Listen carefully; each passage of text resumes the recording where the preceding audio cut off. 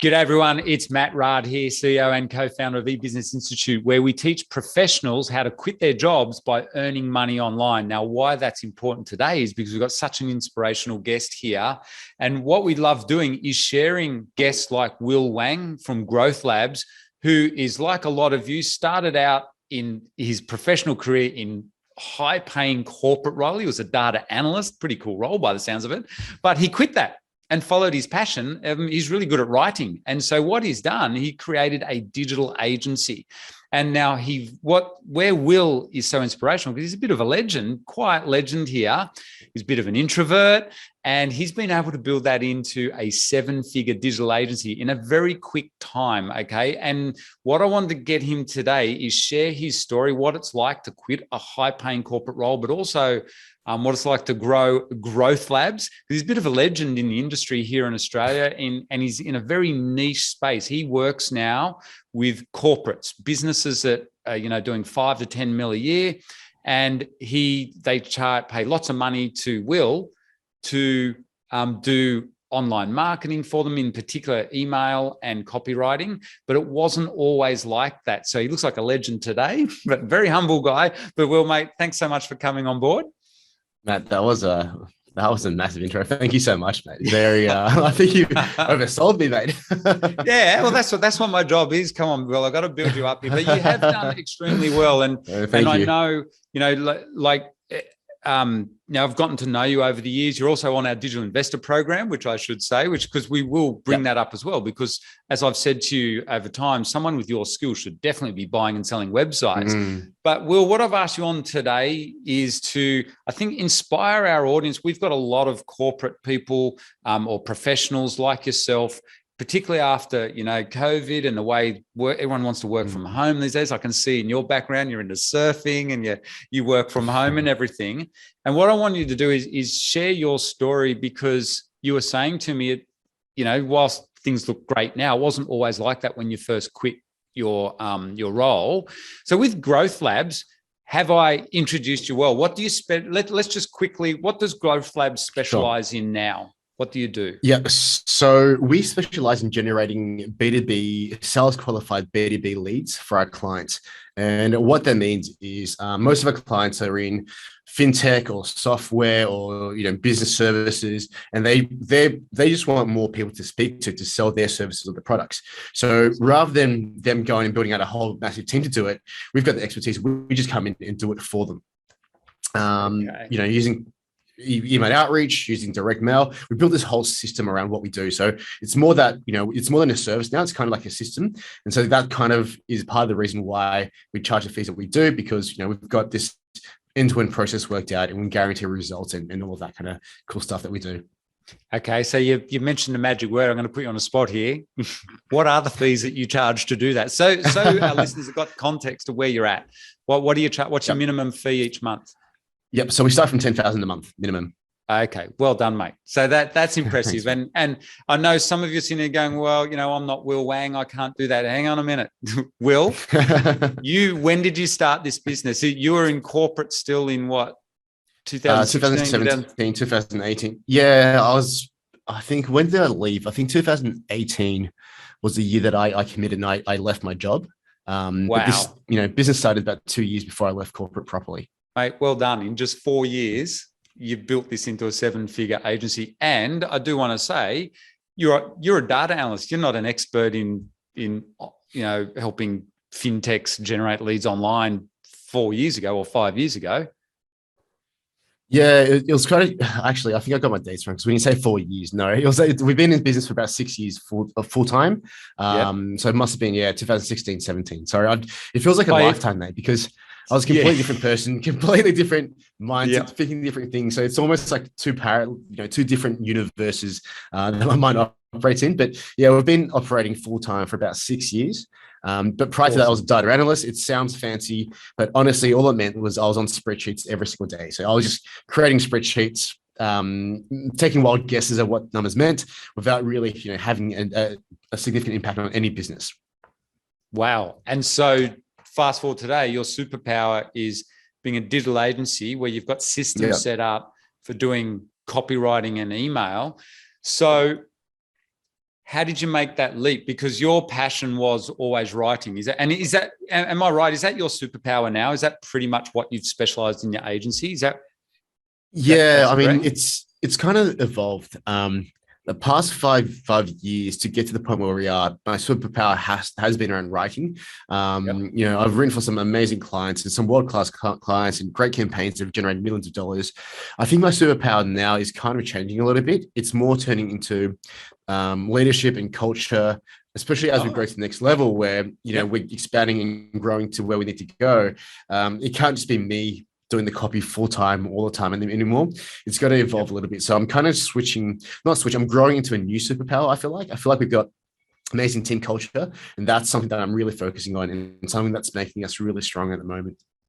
Awesome. So when you started out, you're like our typical client, you're in this corporate, you're making this transition over to, so this was started as a side hustle, wasn't it? And then you decided to get serious about it. So Will, I'm going to take you back in time. What was that like? Was it an easy transition, tricky? And what was happening? And paint the picture with your family too. Like, have you had kids at that point? Yeah, it was the most difficult thing I've ever done. It really was. So what happened was I always knew that I wanted to do something for myself. Like I've always had that entrepreneurial drive, but I was in pretty high paying corporate roles. Like I was, as a 20-something-year-old kid, I was getting 150 grand a year. So on the outside, it's like, whoa, that's epic, right? Like that's really good. But honestly, living paycheck to paycheck, so I hated my job. So every Friday night, I'd be out in the booze, spending all my money, buying every new tech that came out. It was just kind of miserable, to be honest. And so what happened was with my last role that I landed the role in November. I can still really remember this. And when I onboarded to the team, they said, look, December's coming around. In Christmas time in Australia, as you know, everything shuts down, especially in corporations. So they said, you've got to take leave over Christmas. You don't have any leave. So can you do it without pay? I said, yeah, sure. At that point, my son had just been born, literally newborn. My son was born in November. I got the new job in November. So I said, look, I'm happy to do it, but just know that because my son's so young, in July next year, I want to take some more time to spend with my family. I'd want some extra days back, and you don't even have to pay me. I just want some extra leave later on. I'm like, yeah, sure, no problem. That's completely fine. And so went into this new job. Everything was kind of okay. The job itself kind of sucked because headquarters was based in Melbourne. So I had to fly from Sydney to Melbourne Monday to Friday. So newborn at home, wasn't seeing him. It just kind of sucked. In July, I was like, look, I really need to spend some time with my family. I hate only being home on the weekends. Can I take an extra 3 days, right? So this was, my leave was 2 weeks. I wanted an extra 3 days. They're like, no, you can't because you've already taken heaps of leave over Christmas and it's going to look like you're taking a lot of leave. I'm like, but hang on, you guys said I had to, and you said it'll be okay. But because this was like a multinational, headquarters was in Japan, went up the chain. No, kept getting denied. And I said, no, stuff it. This is it. I need to spend time with my family. And so at that point, I'd already got the side hustle kind of rolling. We were probably doing about 3-4 grand a month in terms of side hustle. And so I thought, look, if I focus more on this, maybe I can get it to 10 grand a month pretty quickly. At that point, there's another side of the story. I met this magazine publisher, a local magazine publisher to me, and he had this big client base. And he said to me, look, you're so good at this copy stuff. Come on board and work with me. I'll literally walk into my clients and we'll sell them your services and you'll hit 10 grand a month easily. We'll all make a whole bunch of money. Everything's going to be awesome. No props. So on the back of that, I said, all right, cool. I think it was May when I gave my notice in. Went on that big trip with my family. Came back and, walked into the first client that this magazine company had. They're like, dude, get out of all common police. You've forced us to be in your magazine for the past, 2 quarters. We've got nothing from it. Like, stop harassing us, get out. And so I actually left corporate too early based on someone else's story that they sold me. And so, we struggled from that point on for the next 18 months, like went backwards, put all of our life savings into it. And at one point we couldn't pay the mortgage, had to sell one of our cars to make the mortgage payments to get the next month. So it definitely wasn't an easy journey. And, there was so many emotions and stress and pressure and all that kind of stuff behind it. So, wouldn't recommend it to anyone else. I think if I'd stayed in corporate for doing it 6 that months, way, though, Will, see, you needed to be on our course, mate. We would help you transition that. That's what we do. We help people transition. So this is really interesting. Like you said, you found you made the decision to quit your job. You did it too quickly, plus trusted someone else who fell through. Yeah. So you hadn't built the foundations in place at that point. No, I hadn't. I didn't have enough experience. I mean, there's two ways to look at it, right? Because doing that and jumping in the deep end built experience really, really quickly. But I think if I had another 6 months in corporate in my job, I would have been much more comfortable. And instead of taking the 7 years to get to where we are, it would have taken 3 years. Perfect. Yeah, exactly. Yeah, that's really good advice. So it is important, Will, particularly with the audience that are listening to this, they need to hear that there is a danger in quitting too early. I know when people listen to our interviews, it's always awesome. Everyone's quitting their jobs and stuff, but this is why I love people to tell the story behind how long did it take. It's not something you do too early in the piece. So you said if you just hung in there for another 6 months, I guess it would give you a fair bit more money, presumably 75K, because you know, if you're earning 150. But then once you started to get on your feet, so that 18 months was pretty crappy time, like very challenging. Yeah, maybe you don't want to go back there, so we shouldn't dwell on it. But look, I'm happy to. But what sorry. Why did it turn for you? Do you think around the 18 months, just sheer bloody mindedness? Do you think, or what? I think so. I think there was a lot of skill acquisition and mindset acquisition that I really didn't have when I left. And if I had your program, mate, I think I would have been so far ahead. But I just didn't have the support. And I don't say this to you know to blow hot air, but it really is such a good support network that I think I didn't have. The only thing I had when I decided to quit was a sales coach because I couldn't sell. But there were so many mindset things I couldn't really do. I was massively introverted. Like I had phone phobia. I think it actually was phobia. When I used to talk to my wife on the phone, she used to be like, look, they just message me because like you're just not communicating well. So I had all this stuff I had to overcome. My massive, I was massively introverted, so I had to overcome that. Had to learn how to generate leads, which I had no idea how to do. Had to learn how to sell to leads, which I had no idea how to do. I had no case studies to back myself. Was shy to ask for testimonials, like all this kind of stuff that I had, which I think impacted me negatively. And I had to just go and eat crap every single day to get through all of the all the mental blocks that I had. And I didn't have the support network to help me to go like, hey, why are you thinking about it this way? I just had to push through the wall and just eat dirt, wake up next day, do the same thing, and get through to the point of proving to myself, hey, maybe you can do this because you've been doing this for the past 12 months. And so the tipping point actually came just before I was ready to quit. And I remember this so vividly because I was saying to my wife, look, we've already sold the car and bought us another 2 months. I don't think the business is going to sustain us even after 2 months. Like, what have I done? I've stuffed everything up. We were in such a good position. I'm never going to recover from this financially. Like the meme from Tiger King, right? I'm never going to recover from this financially. It's that meme. And then she said, look, I can actually see that you've actually changed a lot and you've grown a lot. And the business has matured a lot since you started. Sure, you can start sending resumes out, but don't just go all in into sending resumes. Keep pushing, give it another month or two. We've got 2 months of breathing space. Sure, start lining up job interviews, but just believe in yourself another 2 months. And from the moment she said that, next week, like things just fell into place. I got a speaking gig that I was up on stage at. I spoke about the system that we had built over the past 18 months. Even though the revenue sucked, we were still getting pretty good results for clients. So I got up on stage and talked about what we did, our system. And from that one single presentation, I landed 2 clients at $6,500 a month.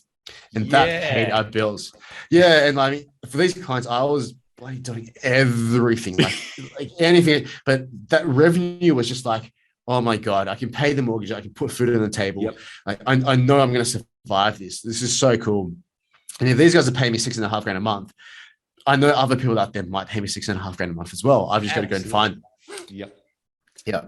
Mate, that is awesome. And that, because that's what we teach too. It's like making your first dollar online or your first $1,000 online. You just got to replicate it another 9 times. And that's pretty much the goal that most people want per month. So when you get that first $6,000 client, you're up and away. So at this stage, it's starting to turn, and obviously it's you running this. So over the next 4 years from there, so that's 18 months out. Then over the next 4 years, obviously things rapidly changed. And have you always then, so Will, what the hell's going on? Have you always gone for these bigger clients? Have you, like, how'd you get that mindset? Or Yeah, I think there was a turning point in terms of that too. And by the way, if I sound a bit weird, I've actually got I've got a flu, so I'm like literally shoving messages that my friend has done this interview. So hopefully it doesn't sound too bad. But no, it sounded there's good. another turning point. Okay, awesome. There's another turning point where I had got to the place where revenue was good, but I was tired. And I knew that we needed to change something, right? So the sales was okay, but we were working with smaller clients who were really demanding. And so I brought on a coach, and this is someone that we both know, James Schramko. Yep. Absolutely. So I brought James on board to help me. And in the first month, he put me in touch with one of his other clients. And he said, look, these are big clients. The fees that you're charging now, they're not going to take you seriously if you charge those fees. And I know how well you can help them, but you've got to get in there to help them first. So with this one client, I was charging, I think, $5,000 for a sales letter. He said, look, you're going to generate them millions of dollars. If all you're charging is $5,000, they're not going to bring you on board because it's a risk to them. You need to be at the right level. He said, go in at 15. I was like, no way. So I went in at 10. I'm like, look, I'll double my fees. And they were just like, 10. They're like, are you sure? Like, this sounds really cheap. Are you sure you can do this job? I'm like, oh man, I should have charged 15. Yeah. But that kind of broke my mindset. I'm like, well, hang on, if I'm making these guys millions of dollars every single year, and it wasn't just like a one-off thing, it was a campaign they could run over and over again. Why am I only charging 5? Like, it didn't make sense. And so from that point, I was like, well, I'm going to make my clients millions. The least I could do is give them the security of knowing that we know. And at that point, I had a team behind me as well. So I had people in the Philippines, and I knew that as a sole operator, I couldn't get the results I get from my clients without my team behind me. So the more I charge, the more I can pay my team, the higher skill set my team members have, the better results my clients get. So it's not just a function of, I'm going to charge this because we can. It was more like, no, let's do the best job possible because these are great companies. They want fast growth. It's not about what they're paying me. It's about the potential opportunity cost for them if they don't get the jobs done right. And so to make sure we minimize the risk on the opportunities they have, the opportunity cost for them, I need key team members. I need A plus team members. But the only way I can get A plus team members is if I charge what we're worth, so I can make a little bit of profit and also pay my team, pay myself. So that's kind of the transition that really got me to understand, well, actually, are we working the right clients? Are we delivering value? Because if we can generate $1 million, why wouldn't they pay us $100,000? Yeah. So Will, today, the sorts of results you're getting, so you've been able to drive this agency obviously through consistency and all the mindset that you've talked about, but also you do get results. So you specialize in doing email marketing and email campaigns and copywriting. Now, at first that was you doing everything, but now I'm presuming you've replicated that amongst your team. How big is your team and how have you grown it over the years? Yeah, so our team is about 18 strong at the moment. So a big portion of that are people based in the Philippines who we've actually brought into the team and trained from scratch and invested into them. Initially, when we first started, my first hire was someone from the Philippines to take away all the tasks that I was doing or low value and that I shouldn't have been focusing on. So that really helped to for about 10 hours a week. And that just allowed me to focus on just writing better copy or thinking.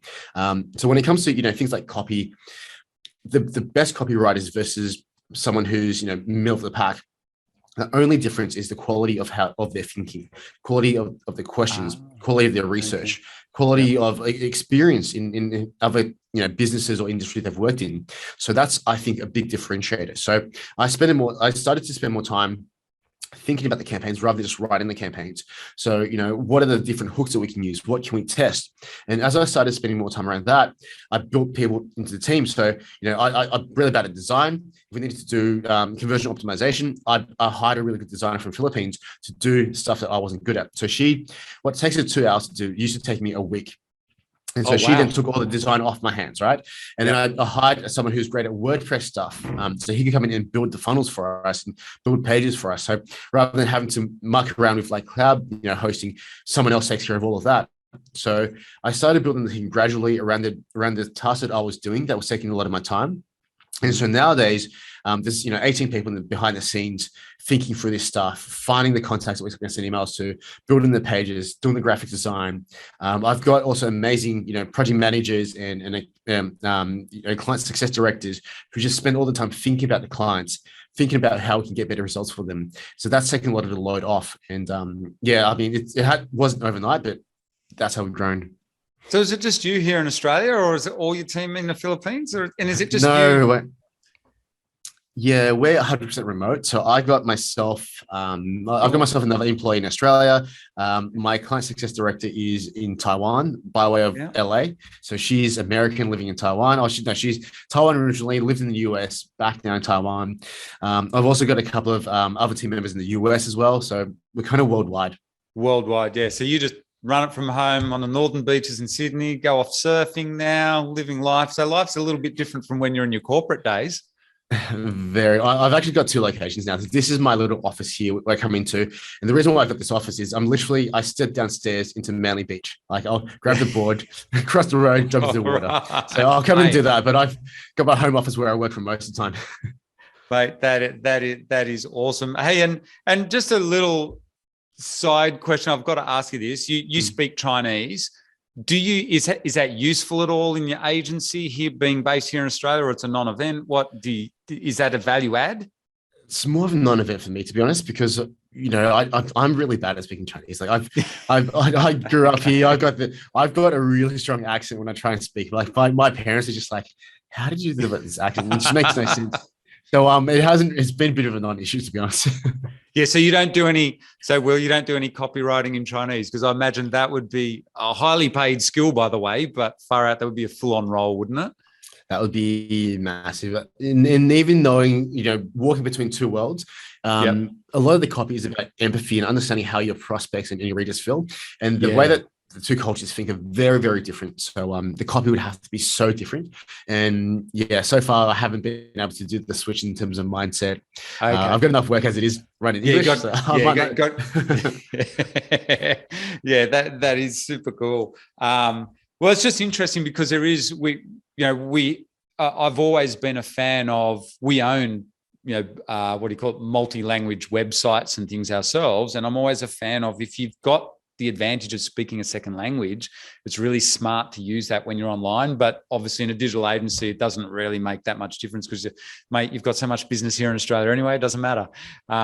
So Will, for anyone listening here, the final question, because I think you've inspired, it's so cool to get this story out of you to learn what your journey's been like. We look at you now, you've got this 7-figure agency, you work from Manly Beach, you're off surfing every day, but you're doing these big corporate, and I know some of your clients are very, very happy with your results. You've got this, like you said, it's just a system.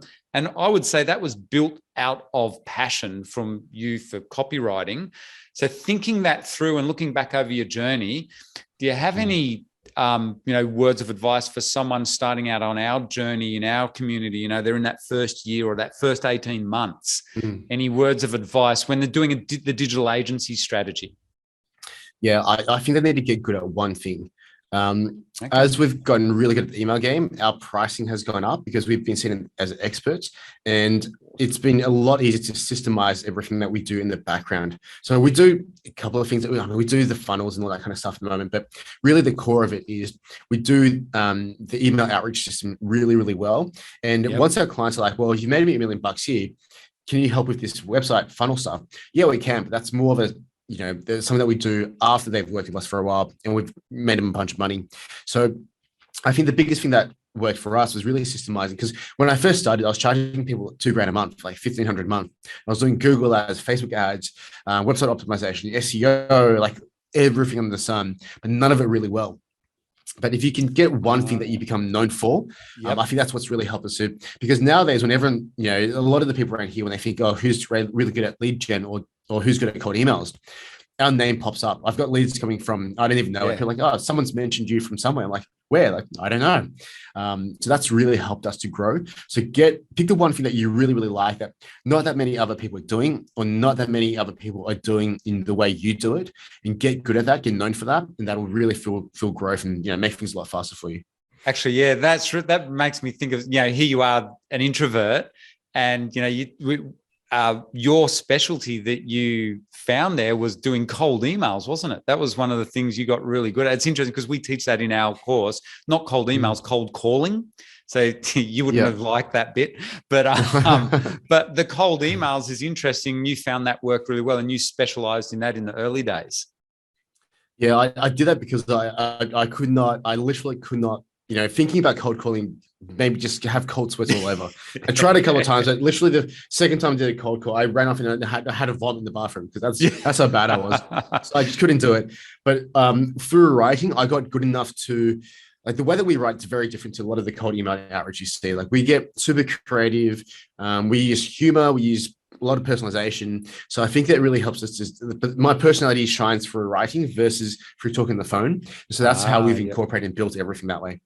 So that's been you're the one big thing that you focus on. So for anyone listening, as Will said, think at first, you've got to learn everything and have a crack at stuff, but you do need to, your advice would be find what you're best at and focus on that.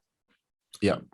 And grow from there. And mate, of course, now my advice to you is, with your skills, you are going to be buying some websites as well and build your portfolio over the coming years. I'm actually taking your advice, because obviously I checked before this, but I'm going to take your advice and focus on one website that we're going to build. And we're investing about 5 to 10 grand a month on building this website. And the goal is to get it to 100K revenue in the next 12 to 24 months. So rather than buying, we're going to build.